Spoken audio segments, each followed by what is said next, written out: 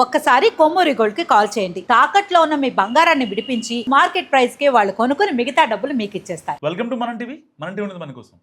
తెలంగాణ కాంగ్రెస్ వ్యవహారాల ఇన్ఛార్జ్ మీనాక్షి నటరాజ్ రాజ్యసభకు వేసిన నామినేషన్ రిజెక్ట్ అవడం ఇప్పుడు కలకలం రేపుతుంది.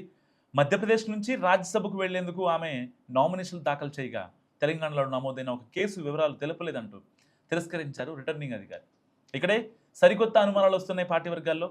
మీనాక్షిపై తెలంగాణలో కేసు నమోదైతే మరి ఆ సంగతి మధ్యప్రదేశ్ నేతలకు ఎలా తెలిసింది? అందుకు ఎవరు కారకులు?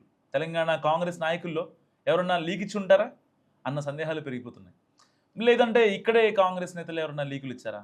లేక కమల అధిష్టానం తెలంగాణ బీజేపీ నేతలకు టాస్క్ ఇస్తే వాళ్లే పని పూర్తి చేశారా అన్న ప్రశ్నలకు సమాధానాలు వెతుకుతున్నారు చాలామంది. అసలు ఇలాంటి చర్చకు బీజేపీ నేతలే అవకాశం ఇచ్చినట్టు చెప్పుకుంటున్నారు. తెలంగాణ కాంగ్రెస్ నేతలే సమాచారం ఇచ్చారంటూ మధ్యప్రదేశ్ బీజేపీ లీడర్స్ కామెంట్ చేశారు. పైగా మీ లీకు వీరులను అదుపులో పెట్టుకోండి అంటూ కాంగ్రెస్ నాయకత్వానికి ఉచిత సలహా కూడా పడేశారట. సో దీని గురించే ఇప్పుడు గాంధీ భవన్లో రకరకాల చర్చలు జరుగుతున్నాయి. బీజేపీ మాటలు తెలంగాణ కాంగ్రెస్లో చిచ్చు పెట్టే ప్లాన్ భాగమైతే కావచ్చు, కానీ మనలో కూడా కొందరి తీరు అనుమానాలకు తావిచ్చేలా ఉందన్న చర్చలు కాంగ్రెస్ సర్కిల్స్లో జరుగుతున్నాయి.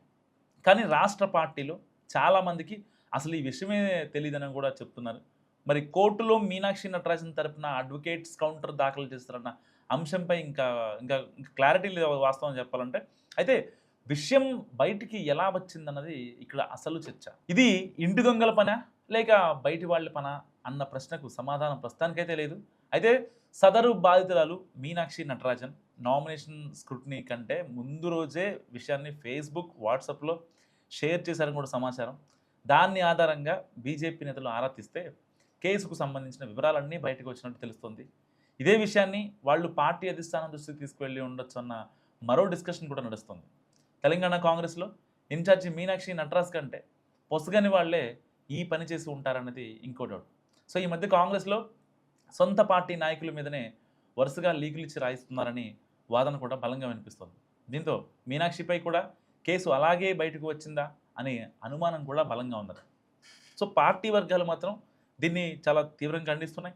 అసలు మీనాక్షి నటరాజ్ పై ఎఫ్ఐఆర్ నమోదు కాలేదని, అలాంటి కేసును పట్టుకొని బీజేపీ కుట్రపూరితంగా నామినేషన్ తిరస్కరించేలా చేసిందని కాంగ్రెస్ వర్గాలు విమర్శిస్తున్నాయి. కారణం ఏదైనా, కారకులు ఎవరైనా బీజేపీ ఆడుతున్న మైండ్ గేమ్తో కాంగ్రెస్ మాత్రం కొంత తలనొప్పి వచ్చి పడిందన్నది రాజకీయ వర్గాల మాట. సో కేసు సంబంధించి కోర్టులో కౌంటర్ దాఖలు చేసిన అంశాన్ని పొందుపరిచినా బాగుండేదనే వాళ్ళు కూడా లేకపోలేదు.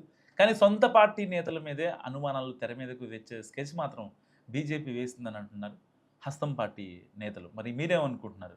మీనాక్షి నటరాజన్ మీద ఎవరు కుట్ర చేశారు? మస్ట్ కామెంట్ చేయండి.